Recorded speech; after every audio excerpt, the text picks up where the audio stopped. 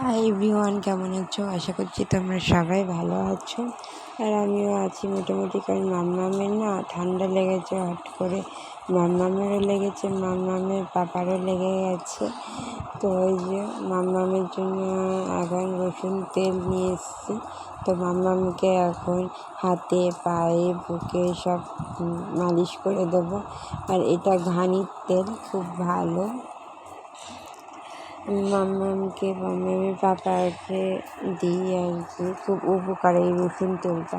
আর এখন মাম্মাম খেয়ে দিয়ে একটু ওষুধ খাওয়ালাম, ঠান্ডা লেগেছে, অল্প থাকতে থাকতে খাইয়ে দেওয়াটাই ভালো। তো আজকে না একটু ইচ্ছা করেছিল যে আমার হাজব্যান্ডকে, মানে আমি তো সারাদিন টাগলি অবস্থায় থাকি, এখন সাধারণত সাজা হয় না। তো আজকে ইচ্ছা হলো, আমার হাজব্যান্ড না খুব পছন্দ করে যে মোটা করে সিঁদুর পরা। তো যাই হোক, তো আমি তো সিঁদুর পরার টাইম পাই না, যদি পাই লিকুইড একটুখানি পরি। তো এইরকম মোটা করে পরেছি, সাজছি, হালকা একটু লিপস্টিকও দিয়েছি। মানে আশা ছিল যে আমার হাজব্যান্ড হয়তো আমাকে দেখে হয়তো চমকে যাবে, বলবে যে, মানে একটা তাকানো একটা আলাদা ছিল, যেমন আগে ছিল আর কি। যখন ওদের বিয়ে করে এসেছি, রিসেপশন যখন হয়েছিল না, তখন মানে আমাকে যে ভালো লাগছে ওর তাকানো দেখেই আর কি বুঝতে পারতাম। তো দেখো, ওয়েট করছি আমার হাজব্যান্ডের জন্য, কখন আসবে। তো আমি খুব এক্সাইটেড ছিলাম। ফাইনালি আমার হাজব্যান্ড এসেছে। এবার ওকে দেখাতে পারলাম না, কারণ বৃষ্টি পড়ছিল বাইরে। তো জানি না খেয়াল করেছে কি করেনি, একদমই খেয়াল করেনি। তো কোনো রিয়াকশান নেই ওর। তো আমার খুব খারাপ লাগছিলো, কিছুই বলেনি যে হঠাৎ ছিঁড়ে পড়েছে বা কিছু। আরও মোটা করে চুল বেঁধেছি একটু স্টাইলভাবে, কোনো কিছুই না।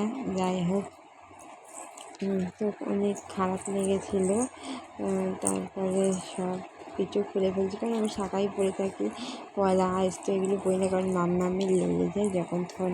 ও খুব শান্ত বেবি। তো যাই হোক, চুল আবার আগের মতো আর কি খোপা টোপা বেঁধে ফেলছি। খারাপ লেগেছে আর কি বলো, বাচ্চা হয়ে যাওয়ার পর কোনো ভালোবাসাই থাকে না। যাই হোক, বৃষ্টির মধ্যেও এসেছিলো, তার জন্য হয়তো খেয়াল করেনি, জানি না কি।